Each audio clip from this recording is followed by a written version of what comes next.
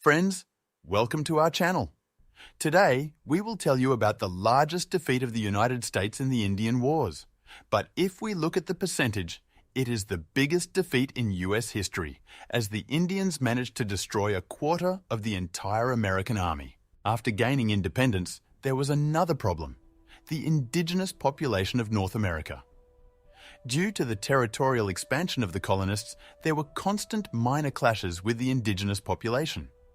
The Indians began to unite under the leadership of an experienced leader, a chief nicknamed Little Turtle. He fought on the side of the English during the struggle for the independence of the states and understood perfectly how to wage war against the colonists. Historians consider him the most outstanding leader in the entire history of confrontation. Little Turtle actively carried out raids, and this could not but worry the colonists.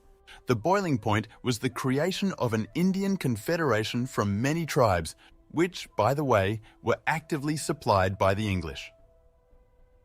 The first campaign of the colonists in 1790 was unsuccessful. After several clashes, the troops had to retreat. The second campaign was led by Arthur St. Clair, who had fought against the English and was then the governor in the St. Clair army.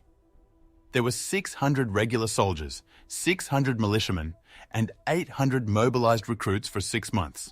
In total, there were about 2,000 people.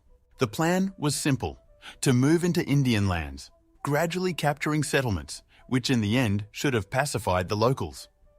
However, the Indians had other plans. During the march, small but daring raids were constantly carried out on St. Clair's army. Diseases spread among the troops, discipline fell, and the army began to rapidly decrease. Add to this the terrible supply, and you will not find anything surprising in the fact that out of 2,000 fighters, there were only a little over 1,000 left, most of whom were not properly trained and had a weak understanding of what was happening, while the Indians were more than motivated. Little Turtle received reinforcements from a leader named Blue Jacket. Their numbers exceeded St. Clair's army, and on November 3, 1791, the colonists stopped for a rest by the river.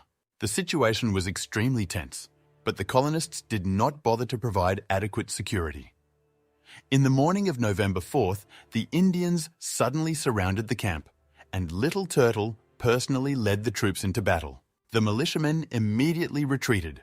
The regular soldiers hastily grabbed their guns and fired a volley, forcing the Indians to temporarily retreat. However, the Indians' tactic was to lure them in and surround the separate groups of fighters who had separated from the main forces.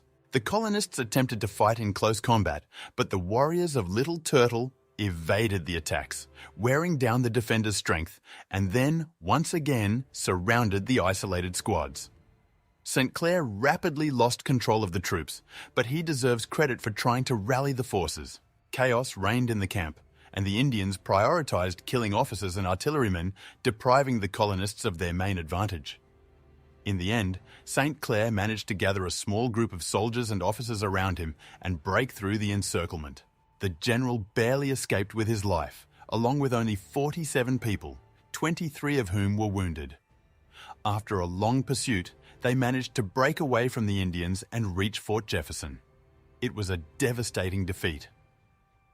632 soldiers were killed, and around 200 civilians died on the battlefield. Over 200 wounded were left behind in the camp, cared for by the Indians. The Americans lost a quarter of their army. Only 21 fighters were killed, and 44 were wounded among Little Turtle's forces. The news angered Washington, and the general was sent into retirement, but the Indians were unable to capitalize fully on their success and reap the fruits of their victory.